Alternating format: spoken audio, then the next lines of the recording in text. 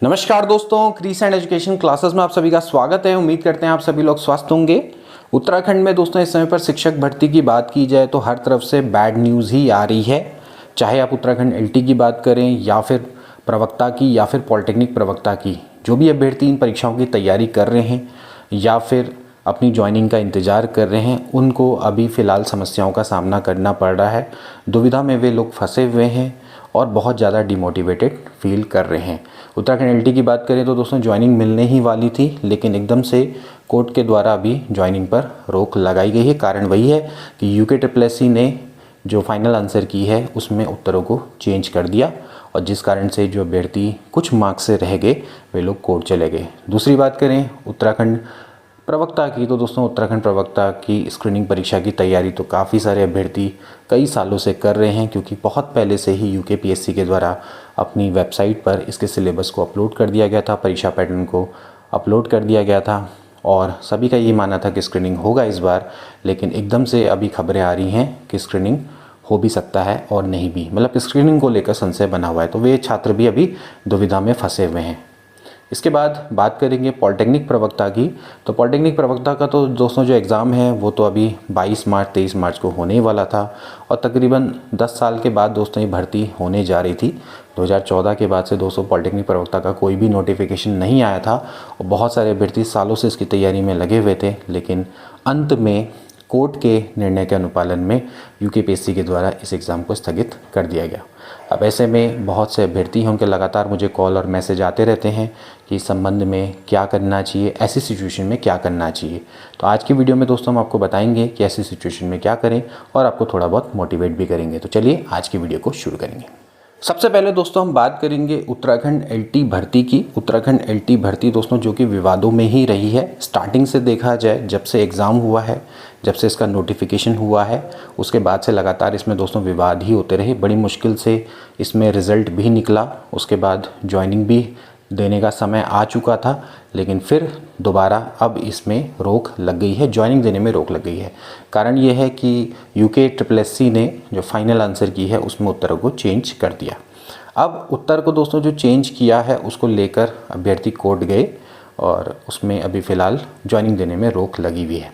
देखिए मामला है CIT, जो एक प्रश्न पूछा गया था उसमें CIT के उद्देश्य पूछे गए थे। तो उसमें जो CIT के उद्देश्य हैं उसमें पहले आंसर कुछ और दिया गया था, बाद में चेंज कर दिया गया। अगर दोस्तों मामला वहीं तक सीमित है तब तो कोई समस्या नहीं है, क्योंकि जो फाइनल आंसर की में उत्तर दिया गया है बिल्कुल करेक्ट है।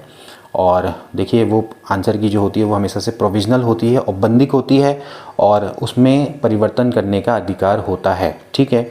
तो परिवर्तन हो सकता है और जब वो सही हो तो CIT वाले में तो मामले में तो मुझे दिक्कत नहीं दिखाई देती। लेकिन इसमें एक मामला और उठ रहा है, वो ये है कि दोस्तों जो एक रीजनिंग का प्रश्न था उसमें एक ही प्रश्न के 3 आंसर दिए गए, ABC ऑप्शन करेक्ट दिए गए, जो कि गलत है। क्योंकि जिन्होंने ABC अटैम्प्ट किया होगा उनको तो 1-1 मार्क्स मिल गया होगा, लेकिन जिन्होंने उसको अटैम्प्ट ही नहीं किया उनको तो पूरा 1 मार्क्स का लॉस हो गया, या फिर जिसने D कर दिया होगा उसको तो 1.25 का दोस्तों लॉस हो गया। इसको या तो डिलीट करना चाहिए था या फिर सभी को बोनस देना चाहिए था।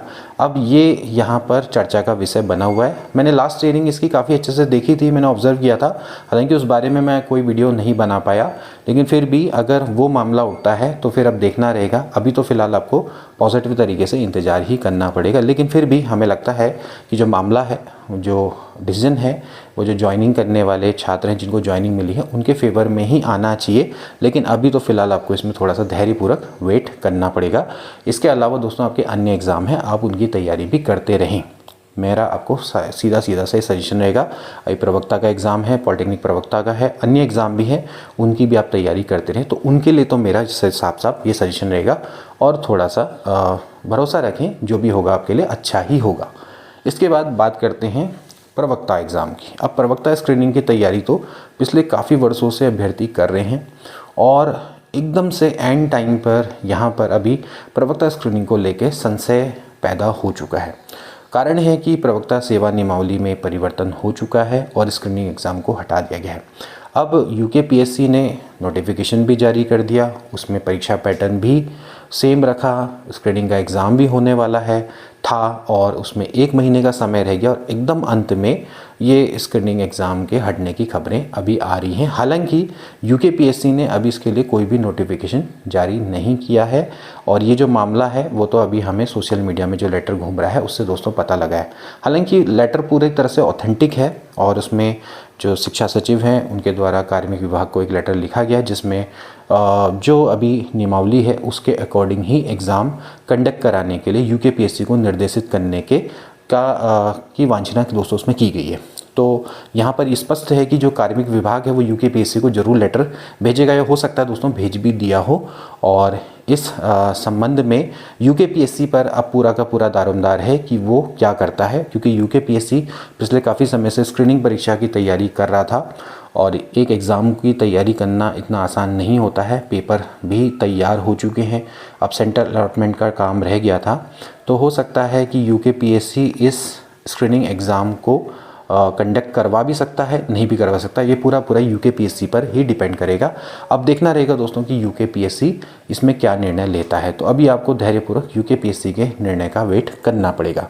अब बहुत सारे अभ्यर्थी पूछ रहे हैं कि अब हम ऐसे वक्त में क्या करें, स्क्रीनिंग की तैयारी करें ना करें, मुख्य परीक्षा की तैयारी करना शुरू कर दें। देखिए दोस्तों, अगर आप स्क्रीनिंग की तैयारी करते भी हैं तो इसमें कोई भी आपको घाटा नहीं है। आप ऐसा मत समझिए कि आपका बहुत समय वेस्ट हो जाएगा। देखिए दोस्तों, एक चीज़ समझ लीजिए कि अगर स्क्रीनिंग एग्ज़ाम नहीं होता है, यानी कि यूकेपीएससी कह देता है कि भाई स्क्रीनिंग एग्ज़ाम नहीं होगा, अब जो सेवा नियमावली है उसके अकॉर्डिंग ही होगा जो भी कुछ, तो देखिए वहाँ पर आपको भरपूर समय मिलने वाला है। ठीक है, कुछ ही दिनों की बात है दोस्तों, यूकेपीएससी इसको जल्दी ही क्लियर कर देगा, आपकी सारी दुविधाएं क्लियर हो जाएंगी। उसके बाद आप मुख्य परीक्षा की तैयारी में जुट सकते हैं।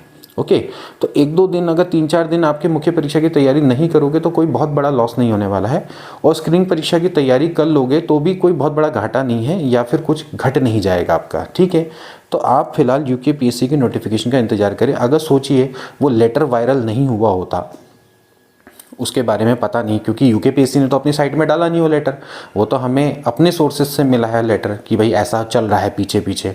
तो अगर वो लेटर नहीं होता तो फिर आप तैयारी तो कर रहे होते ना स्क्रीनिंग की। जैसे अभी तक पॉलिटेक्निक प्रवक्ता की तैयारी सभी लोग कर रहे थे, पीछे किसको पता था कि कोर्ट केस चल रहा है और उसमें डिसीजन ये आने वाला है कि भाई इस एग्ज़ाम को पोस्टपोन कर दिया जाए। लोग तो बिल्कुल 20-21 तारीख तक लगातार तैयारी में लगे हुए थे।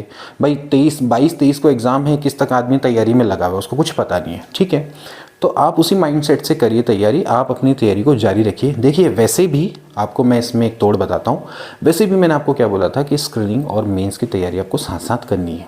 आप स्क्रीनिंग एग्ज़ाम आपका सामने था, फिर भी मैंने कहा था कि आप मेंस की तैयारी भी करते रहें, क्योंकि स्क्रीनिंग एग्ज़ाम जब आपका निकलेगा उसके बाद फिर आपको मेंस के लिए ज़्यादा समय नहीं मिलेगा। ठीक है, तो आपने करना उसी तरीके से है। आप इस समय पर हो सकता है कि स्क्रीनिंग को ज़्यादा समय दे रहे हो, तो आप एक काम करिए, स्क्रीनिंग को आप थोड़ा कम समय दीजिए, मेंस की तैयारी ज़्यादा कर सकते हैं। बट बिल्कुल भी तैयारी छोड़ देना और घर बैठ जाना वो भी थोड़ा गलत है, क्योंकि काफ़ी सारे अभ्यर्थी हैं वो तो बिल्कुल हाथ छोड़ के बैठ गए।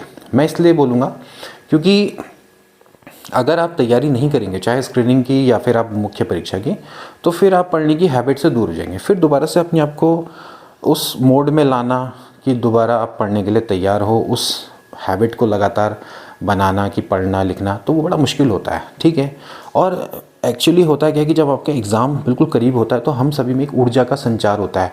जो 1 घंटे पढ़ने वाला व्यक्ति है वो 6-6, 7-7 घंटे पढ़ने लग जाता है। तो ऐसी ऊर्जा को बनाए रखना ये बड़ा मुश्किल होता है काम। ठीक है, आप थोड़ा सा एग्ज़ाम पोस्टपोन्ड हुआ या फिर एग्ज़ाम नहीं है तो आप भी रिलैक्स हो जाते हो, तो ऐसा नहीं करना है दोस्तों। रिलैक्स नहीं होना है, आपने ये सोचना है कि एग्ज़ाम तो है सामने, चाहे मुख्य परीक्षा का हो चाहे आपका स्क्रीनिंग एग्ज़ाम हो, आपको दोनों को थोड़ा थोड़ा समय देना है। हो सकता है कि आप अपनी जो टाइम टेबल है उसको दोबारा से रीशेड्यूल करिए और उसमें थोड़ा स्क्रीनिंग को भी देखते रहिए और मुख्य परीक्षा की भी तैयारी करते रहिए। और अगर मान लेते हैं आप केवल स्क्रीनिंग की तैयारी भी करते हैं और मान लेते हैं स्क्रीनिंग नहीं भी होती है, तो भी दोस्तों आपको मुख्य परीक्षा के लिए बहुत समय मिलेगा। इसके अलावा जिन लोगों के मान लेते हैं लोअर पीसीएस का एग्ज़ाम है या फिर अन्य एग्ज़ाम है यूके SSSC के, अभी रेंजर का भी एग्ज़ाम होना है, सभी मई में होने हैं, तो वहाँ पर तो आपके लिए स्क्रीनिंग बहुत फ़ायदेमंद है। तो ऐसे अभ्यर्थी की जिनको जो अन्य एग्ज़ाम की तैयारी में जुटे हुए हैं उनको तो लगातार अपनी स्क्रीनिंग को बनाए रखना चाहिए, उसके हिसाब से पढ़ते रहना चाहिए, ठीक है।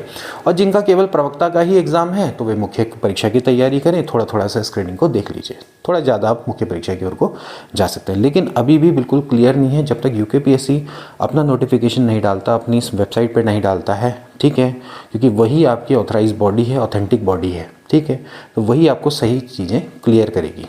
ओके, बाकी मेरा सजेशन आप देख लीजिए और मेरा यही मानना है कि आप जो भी है पढ़ाई अपनी जारी रखिए, ठीक है। चाहे आप स्क्रीनिंग की करें, चाहे मुख्य परीक्षा की करें, स्क्रीनिंग करते भी हो तो कोई इतना बड़ा घाटा नहीं होने वाला, काफ़ी अच्छा खासा समय मिलेगा।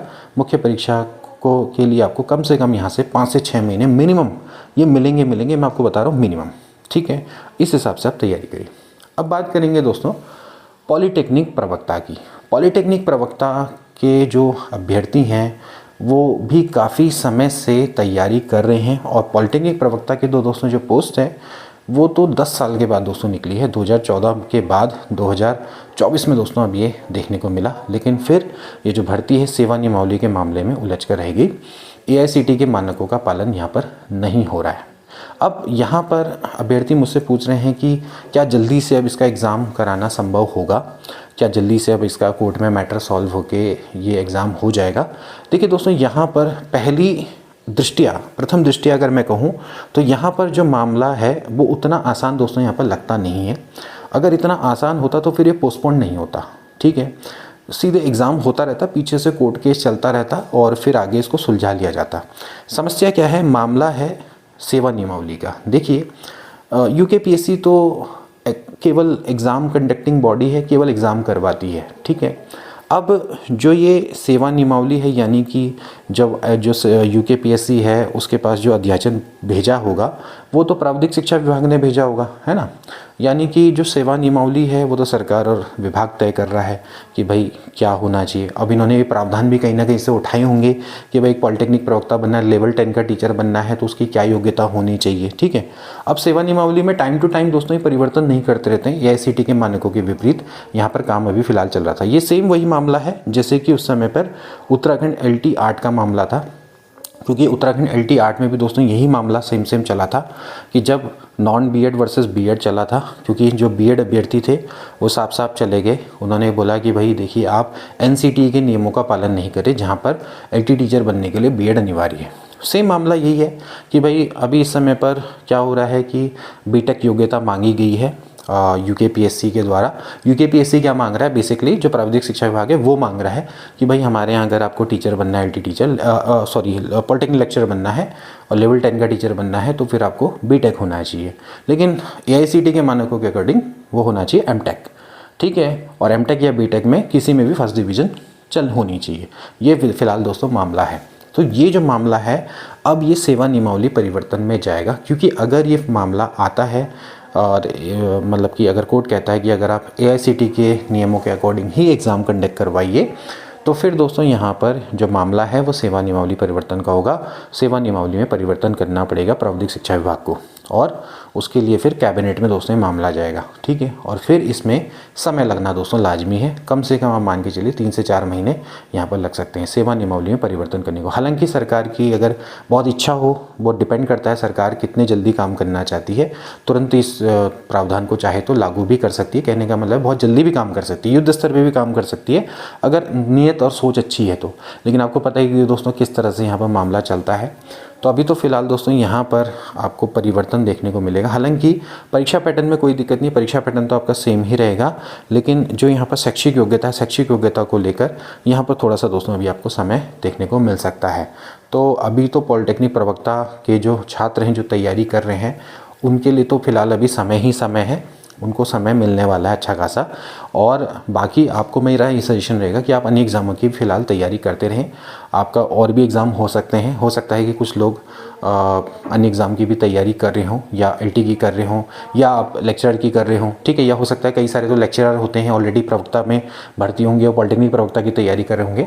तो फिलहाल तो आपके लिए दोस्तों थोड़ा सा यहाँ पर वेट करने वाला मामला रहेगा, थोड़ा धैर्यपूर्वक आपको तैयारी करते रहनी पड़ेगी। हालाँकि दोस्तों ये सब जो मामला है वो जल्दी निपट जाएंगे, इसकी दोस्तों यहाँ पर पूरी उम्मीद हम करेंगे। तो दोस्तों आज की वीडियो के लिए इतना ही। आई होप कि दोस्तों आज की वीडियो आपको अच्छी लगी होगी और आपको इस वीडियो ने मोटिवेट किया होगा और आपको अच्छा गाइडेंस यहाँ से मिला होगा। मिलेंगे नेक्स्ट वीडियो में, तब तक के लिए take care and good bye.